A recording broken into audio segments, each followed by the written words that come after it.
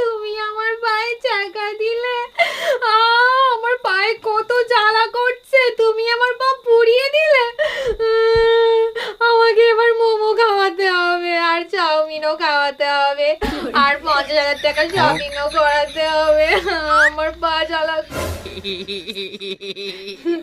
না না, পড়েনি পড়েনি, আমি এমনি ইয়ার্কি করছিলাম, পড়েনি। আমার দেখে ভয় পাই, আবার বড় বড় কথা বলছে। আমি পৃথিবীর কাউরে দেখে ভয় পাই না, ঠিক আছে? আবার ভয় পাই না বলছে কেন? তোমার মনে নেই দেখতে যাওয়ার সময় 10 জন সাথে করে নিয়ে গিয়েছিলে, আবার বিয়ে করার সময় 400 লোক নিয়ে গিয়েছিলে, আর আমারে দেখো আমি একা আইছি তোমার বাড়িতে। শোনো, সব ছেলেরাই না তাদের বউকে দেখে ভয় পায়, এটা প্রমাণিত। ধুর, মাসবই না। এই কই গেছিলা তুমি? টুম্পা ভাবির কাছ থেকে 1 কাপ চিনি আনতে গেছিলাম। বাসায় বয়ম ভরা চিনি থাকে, তুমি পাশের বাসার ভাবির কাছ থেকে চিনি আনতে গেছো কেন? আমাদের ঘরের চিনি মিষ্টি কম, তাই ভাবির কাছে গেছিলাম। আজকে এমন পিটান পিটাবো, ঘরের লবণ তোমার কাছে চিনির মতো লাগবে। এই শুনছো? কই তুমি? আমার ফোনটা আমার কাছে একটু দিয়ে যাও না। এই তোমার ফোনে এত নোটিফিকেশন আসে কেন? কে মেসেজ করে তোমারে? সকালে একটা ছবি পোস্ট করছিলাম, সবাই কমেন্ট করতেছে কি খাইয়া এত সুন্দর হইলি। উত্তর দিয়ে দাও, সকালে স্বামীর মাথা খাই, সারাদিন স্বামীর রক্ত খাই। তোমার মায়ের তো কোনো কাজ নাই, সারাদিন মেয়ের সাথে কথা বলবে আর ঝামেলা আমার সাথে করবে। তোমার সমস্যা কি? আমার মা যা খুশি তাই করবে, তাতে তোমার কি? প্রতিদিন তার মাথা ব্যথা করে, আমার কাছে আসে কেন মাথা টেপাতে? তার মেয়েরে দিয়ে টেপাতে পারে না? আরে বাবা, মাথা ব্যথার কারণ তো তুমি, তাই তোমারে দিয়ে টিপায়।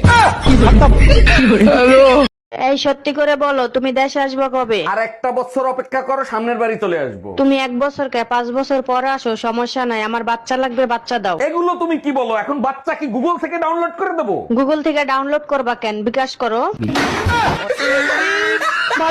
তোমারে লেগেছে এত যে ভালো, চাঁদ বুঝি তা জানে।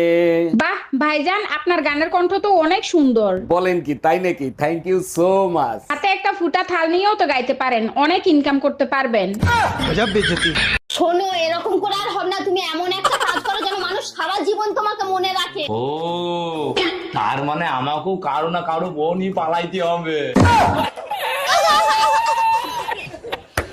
কি হয়েছে অরুণ ভাই, মন খারাপ করে বসে আছেন কেন? ভাবির জন্য মন খারাপ হচ্ছে? না ভাবি, ভাবছিলাম বউ বাপের বাড়ি গেছে, আশপাশের ভাবিদের নিয়ে থাকবো, তারা এখন ফিরেও তাকায় না। কি বলবো অরুণ ভাই, কিছু বলার নাই, সত্যি আপনার জন্য খুব খারাপ লাগতেছে। সময় যখন খারাপ যায় তখন আশপাশের ভাবিরাও স্বপ্নে এসে বলে, সরি অরুণ ভাই, ভুল করে আপনার স্বপ্নে চলে আসছি।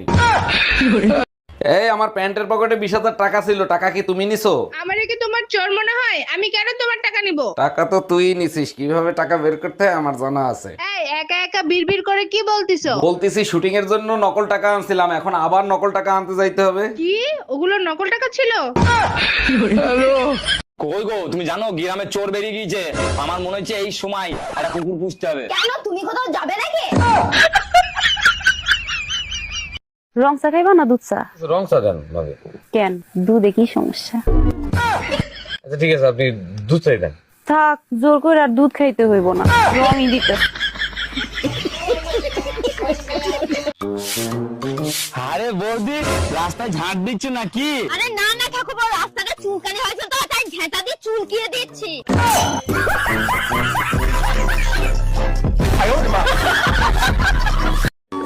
বলছি, তুমি হোয়াটসঅ্যাপে আছো? না না, আমি তো বাড়িতে আছি।